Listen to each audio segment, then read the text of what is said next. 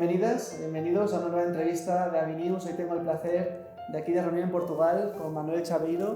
Es un auténtico especialista y con una gran trayectoria dentro del sector. Realmente me va a poner difícil la presentación, he de decirlo. Él es licenciado, doctorado y agregado en Ciencias Agronómicas por la Universidad de ISA y también dispone de un posgrado en Agronomía Tropical, Química y Tecnología de Grasas Alimentarias. Profesor, es un gusto tenerle hoy conmigo y poder entrevistarle, ya no solo hablaremos a continuación del Grupo Valouro, que es una gran potencia aquí dentro de Portugal y a nivel internacional, como ya veremos, sino también de toda su trayectoria y que nos la comparte aquí dentro del canal de Avinews. Un gusto tenerle por aquí. Também tenho muito gosto em responder às suas questões, dentro das minhas limitações, de falar de coisas que eu muito gosto, que foi a passagem pela universidade e a colaboração com o Grupo Valouro. Quería hablar con usted de eso mismo, de su trayectoria. Si no me equivoco, corríjame si digo algo erróneo, pero lleva más de 24 años impartiendo clases, sí, dentro del Grupo Valouro, más 42. de 42, es una auténtica hazaña, y por no hablar de otros trabajos y coordinación y en algún caso, ¿no?, también de presidir algún grupo, que es al final una trayectoria de las más destacables, diría yo, dentro del sector en los últimos años, por no hablar de Portugal. Yo creo que es una auténtico orgullo nacional, como diríamos. Entonces, cuénteme un poco cómo ha sido toda esa trayectoria, a modo también de reflexión, cómo usted ha visto todos estos años. Com a consciência de que dei um contributo para o meu país, que modestamente penso que ajudei na formação dos meus alunos e penso que tenho dado um contributo através do Grupo Valouro para a economia nacional. Tudo tem mudado muito. Imagino que no local onde nós nos encontramos agora, em 1985, quando estávamos a planear a instalação e o início da atividade de multiplicação avícola, o presidente da Câmara, o autarca desta região, veio-nos pedir para nós nos virmos preferir esta comarca para criarmos aqui 80 postos de trabalho. A situação, nessa altura, de desemprego era muito grave. E hoje temos mais de 500 empregados e temos dificuldade, de tal maneira que temos vindo a recorrer com sucesso ao recrutamento de imigrantes asiáticos. Me comentaba antes, esos 42 años que ya hace que entró dentro del grupo, ¿cómo fue ese momento y por qué tomou a decisão de entrar no Valouro? Eu trabalhava, entretanto, na Hoffmann La Roche e ocupava-me das vitaminas e de um coccidiostático e dos pigmentantes para os ovos, e o meu primeiro cliente já era o Grupo Valouro, portanto convivia bastante, contactava muito o Sr. António José. E desse contacto, um dia teve a gentileza de me convidar para jantar. E tudo começou com o jantar. E a partir daí, não? Estamos onde estamos agora. Despedi-me da Roche e ingressei com muito prazer no Grupo Valouro. Profesor, le quiero hablar un poco de la evolución que hemos vivido. Yo que también me estoy iniciando en el sector y voy aprendiendo cada día.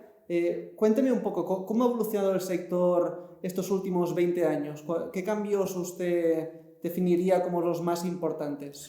Em primeiro lugar, de forma destacada, a evolução genética. A genética é o que dá o contributo nas últimas décadas para a melhoria da eficiência produtiva. Em segundo lugar, os avanços conseguidos também na alimentação. Os avanços conseguidos na nutrição, a introdução... Eu sou ainda do tempo de introdução das primeiras vitaminas de síntese. A última a ser sintetizada foi a cianocobalamina em 72. Já eu andava nestas andanças.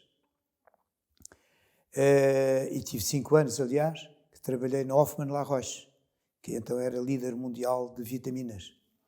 Portanto, as vitaminas também foram um avanço muito grande, os aminoácidos de síntese, vários aditivos, como os minerais quelatados, como as citases. Portanto, a nutrição também tem dado um contributo muito importante para a melhoria da eficiência alimentar das aves. Em terceiro lugar, indicaria os progressos notáveis que houve no condicionamento ambiental. Hoje trabalhamos com condições em que se controla o CO2, controla-se o amoníaco, controla-se cinco parâmetros. Sim. E, ademais, o encarregado está em casa a ver as aves e os parâmetros, mesmo em casa. A tecnologia avançou muito nesse aspecto. Yo creo que ha sido un salto, ya no solamente en facilidades que nos aportan, porque al final, ¿quién imaginaba? A lo mejor, es que ya podríamos hablar de hace 20 años, porque no hace falta irnos tan atrás, ¿no? Porque la implementación de los ordenadores no hace tanto que está. De ver el estado de tu granja desde casa es algo, no sé cómo lo ve usted, que ha vivido todo ese tiempo, pero para mí debe haber sido un salto, ya no solo de facilidades, sino también de precisión, ¿no? De controlar todos los parámetros de una misma granja. Sim, foram progressos notáveis. Hoje temos eficiências. Eu lembro-me de quando comecei, o índice de conversão do frango era de 4,4 e agora por 1,5. Portanto, isto em termos ambientais também foi um contributo notável, porque hoje precisamos de 1/4 quase da terra necessária para produzir 1 quilo de peso vivo. Para produzir o milho e a soja necessários para produzir 1 quilo de peso vivo de aves, precisamos hoje de 1/4 da terra que tínhamos há uns anos atrás. Em termos ambientais, isto foi um avanço também muito grande. Si tuviera que quedarse con una, que podría, de las que me ha comentado, que sea como la mayor contribución, no quiero hacer escogerle entre papá y mamá, simplemente decir, que me comente cuál cree que ha sido esa contribución que ha marcado un punto de inflexión en la industria estos últimos años. ¿Cuál cree que ha sido el mayor cambio que ha evolucionado la industria a niveles generales, evidentemente? Eu creio que a genética. Sim. O melhoramento genético talvez seja o que mais tem impulsionado. Sim, sem dúvida. Eu hoje tenho, desde 86 para cá, hoje tenho mais, na altura tirávamos 130 pintos, hoje temos à volta de 160 pintos por galinha alojada às 60 semanas. Portanto, a genética deu um contributo notável. Entonces, profesor, me gustaría preguntarle, en lo que respecta a la nutrición, estamos viendo que vivimos en una realidad donde esa genética que estamos hablando requiere también de unas necesidades que, por ejemplo, se están supliendo con algunos aditivos, con herramientas que lleven de la mano esa mejora genética. Entonces, un grupo como Valouro, ¿cómo plantea esas estrategias cada año, esas estrategias nutricionales y cómo las plantea para hacer frente a estos cambios? Contactando, lendo a literatura, visitando feiras, falando com pessoas e testando. Nós gostamos muito de testar os produtos. Testamos muito os produtos, fazemos fórmulas de ensaio e testamos. Como temos muitos aviários, testamos. Eu, por formação profissional, então na década de 90, devo ter publicado mais de uma dúzia de artigos na Poultry Science, de ensaios que fizemos aqui, nesta finca. Es que al final, cuando estamos hablando de estas realidades, que como hablamos de la genética, que al final se resumen en números, al final son números, ir incrementando poco a poco esa productividad, yo entiendo que en este contexto que estamos viviendo, los ensayos, pruebas científicas, cogen más peso que nunca, ¿no? Sim, são muito importantes para nós outros, porque temos uma decisão nesta área implica sempre custos muito elevados, claro, que poderão trazer benefícios muito superiores. Então, nós gostamos de testar sempre essas inovações. Al final, esos pequeños detalles aunque sean pequeños, son los que llevan al éxito, ¿no? Que te permiten diferenciar. Sim, sem dúvida, sem dúvida. Ahora bien, profesor, le quiero hablar de un tema que me inquieta, no sé si a usted también, a ver qué me responde, que es la gente como yo. En mi caso yo soy periodista, pero el talento joven agrícola, ¿cómo usted lo ve de aquí a un futuro próximo? ¿Cree que tendremos suficiente mano de obra? Não, é claro. Nós em Portugal temos um índice de natalidade de 1,34. Portanto, por cada 100 pessoas que se reformam, entram no mercado de trabalho 76, creio eu. Portanto, há aqui um déficit demográfico, nós chamamos um inverno demográfico em Portugal, como em geral na Europa, que, na minha opinião, obriga, sem dúvida, a recebermos imigrantes. Y ya no hablamos de lo que, ya no solo es esa juventud, sino juventud cualificada, que sea apta para trabajar dentro del sector, porque no sé si a veces, yo le explico de mi experiencia, que a veces pienso que este tipo de sectores, sobre todo el sector agrícola, que a veces como pasa un poco desapercibido por la juventud, pero que realmente tiene un peso muy importante dentro de la sociedad. Porque ¿cuánta gente come pollo? ¿Cuánta gente come? Al final es un sector que influye mucho, sobre todo en nuestras culturas. Sim, hoje sem dúvida que atrai menos a juventude do que no meu tempo. Quando eu entrei na universidade, a população ativa portuguesa era de 50%, na agricultura é de 50% da população ativa total. Hoje é de 6%. Todavia, a minha família já vai na 4ª geração estudar agronomia. Já tenho um antepassado, uma filha e agora tenho uma neta que está a frequentar a faculdade e pretende dedicar-se à enologia. La pregunta que voy a hacer ahora es obvia. ¿Qué hacemos para darle solución? ¿Cómo captamos a talento joven? Para os jovens europeus ou para os estrangeiros? São os dois problemas. Para os jovens portugueses, acho que tentar atraí-los, não sei, eu tenho conseguido. Quer na minha finca onde produzo fruta, tenho um jovem agrónomo como responsável pela quinta, tem 26 anos. Eu acho que temos de entusiasmá-los, motivá-los, pagar-lhes bem, claro. E para isso temos de ter produções rentáveis. Essa é a chave. Sem isso, nada feito. E aqui também não temos técnicos superiores ou outros técnicos que recebem formação e têm dado boa conta do recado. Agora, um problema muito delicado para a agricultura vai ser a integração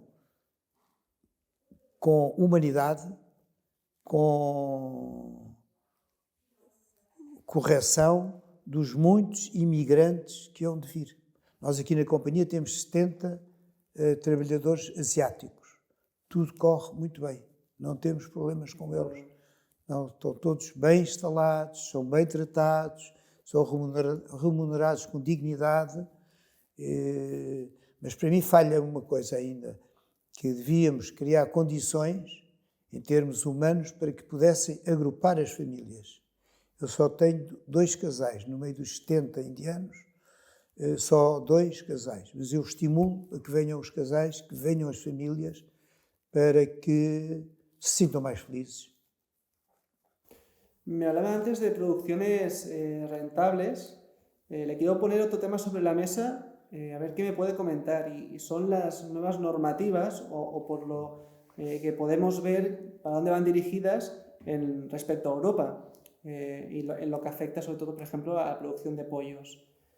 Entonces le quiero preguntar, estas legislaciones que están planteando, que seguramente vengan en un futuro próximo, ¿cómo cree que va a afectar al sector? ¿Cree que realmente van a crear un ecosistema mucho más sostenible y rentable? Eu vou ser sincero, tenho estudado esse problema com profundidade e enviei mesmo um parecer para a AVEC, e no próximo domingo vai sair numa revista portuguesa online Agroportal um artigo meu sobre esse tema, portanto, tenho bem estudado. Considero que se trata de propostas dos técnicos da EFSA, da Associação Europeia de Segurança dos Alimentos, propostas à Comissão Europeia. Portanto, daí a serem aplicadas, julgo que ainda vai ser um longo caminho. Na eventualidade, espero bem, peço a Deus que não aconteça, de serem aplicadas, eu julgo que a produção de carne de aves na Europa sofre um rombo tremendo. Em primeiro lugar, porque a densidade de alojamento, que atualmente máxima é de 33 kg por metro quadrado, baixa para 11 kg por metro quadrado.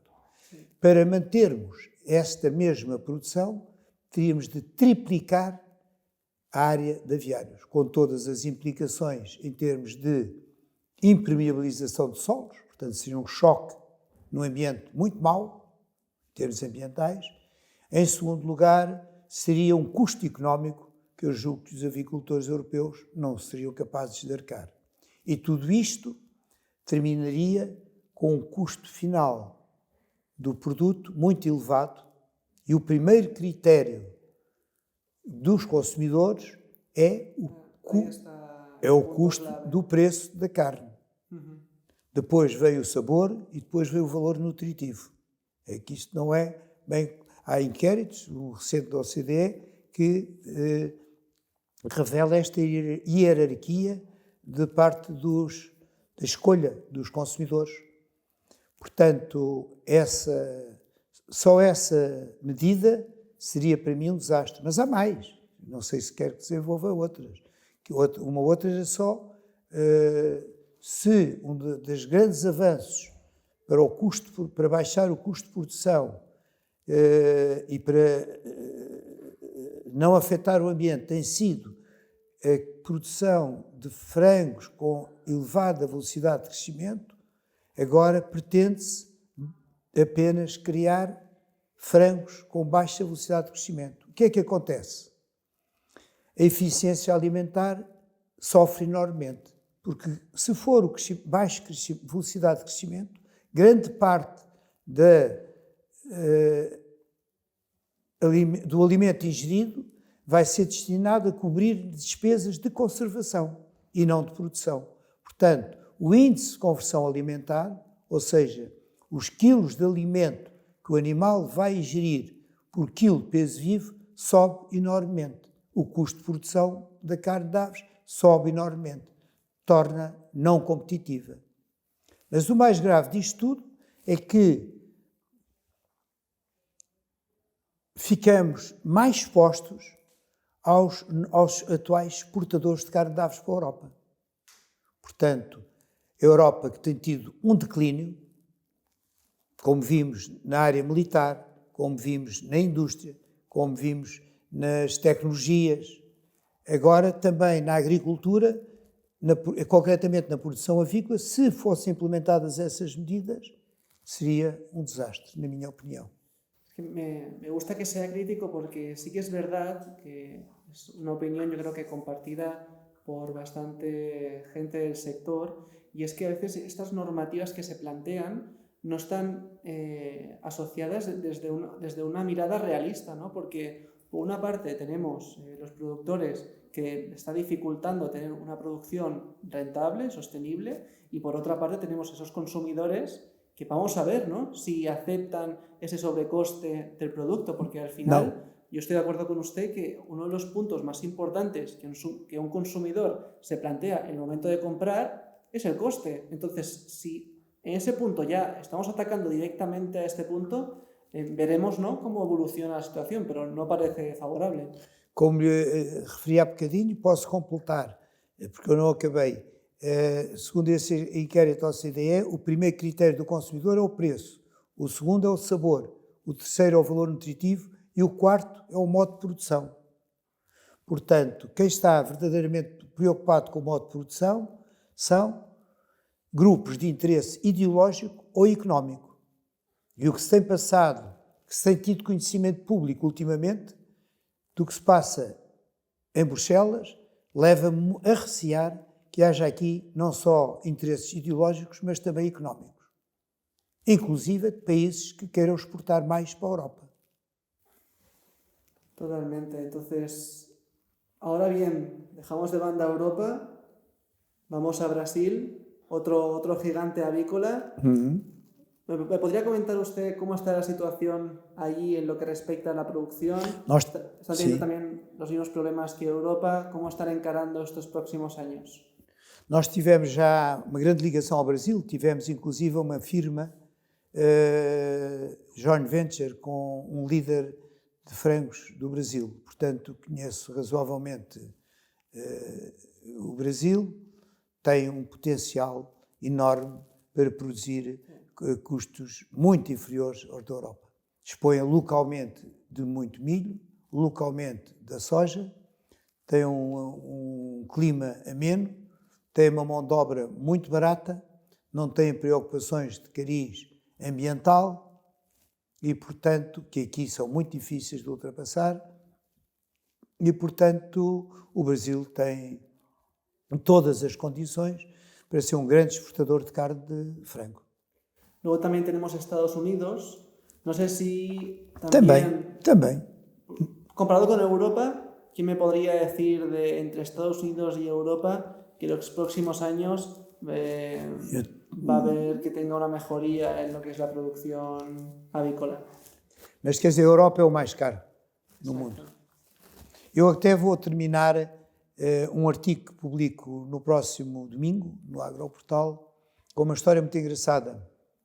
Considero desastrosa toda a política agrícola que a União Europeia ultimamente vem desenvolvendo. Não só nesta área, mas também na produção vegetal. Imagino que Portugal tem cerca de apenas 28% dos solos com aptidão agrícola e agora temos de sacrificar um quarto desses solos à produção, de modo de produção biológico, com custos elevadíssimos e que ninguém compra. Portanto, onde lá pôr umas pastagens, que propriamente para produtos de origem biológica em Portugal representarão 6 ou 7%. São muito caros. E, portanto, a propósito disso, eu lembrei de uma outra política, deixe-me esta pequena divagação, errónea igualmente, que ocorreu na China, em que tinha uma economia planificada e usava umas teorias de um senhor, umas pseudo-teorias científicas de um senhor Lysenko, que cientificamente estava completamente errado. Isto levou à subnutrição da população chinesa, à morte de dezenas de milhões de pessoas, à fome. Até que em 78 o governo chinês arrepiou o caminho e entregou as terras aos agricultores. A produção de carne, concretamente, subiu em flecha, se formos a um gráfico, a partir de 79, subiu em flecha. E a partir dos anos 90 surge um empresariado, já de grande dimensão, que recorre às estirpes de aves de crescimento rápido que nós usamos na Europa, recorre a pavilhões de grande dimensão, já não de cariz familiar, mas de grande dimensão, e com condicionamento ambiental adequado, de tal modo que hoje a China produz 14,3 milhões de toneladas de carne de aves. É o segundo, a seguir aos Estados Unidos, é o segundo produtor de carne de aves no mundo. Está próximo do Brasil. E então eu termino esse meu artigo com graça, dizendo se a Europa não se está a preparar para vir a receber, a importar um dia carne de frango da China.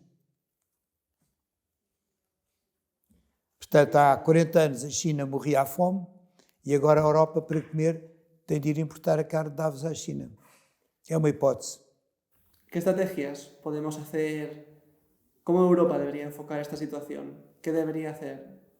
Devia repensar que deveria ser uma potência a nível mundial, não só na parte alimentar, mas na parte militar, na parte industrial e na parte das novas tecnologias, onde não tem nada mesmo. Nós não temos uma Google, não temos uma Amazon. Sim, gigante a nível A Europa está a conhecer um outono, está em declínio. E, na minha opinião, por políticas erradas de Bruxelas. También, profesor, a modo de, al contrario, ahora un poco la mirada al futuro, después de toda esta trayectoria que ha tenido, todas las cosas que ha conseguido, ¿cuál es su próxima meta? Si queda alguna. Sim, gostaria de, em termos profissionais, tenho duas preocupações. Gostaria de deixar alguém preparado para ocupar o meu lugar no Grupo Falouro e gostaria de ter alguém preparado para continuar com a minha atividade na minha finca de produzir peras e maçãs, porque é uma finca de família e gostaria que algum neto lhe desse continuidade. Pues aprovechamos también esa entrevista para incentivarle que siga con esa finca, ¿no? Sí.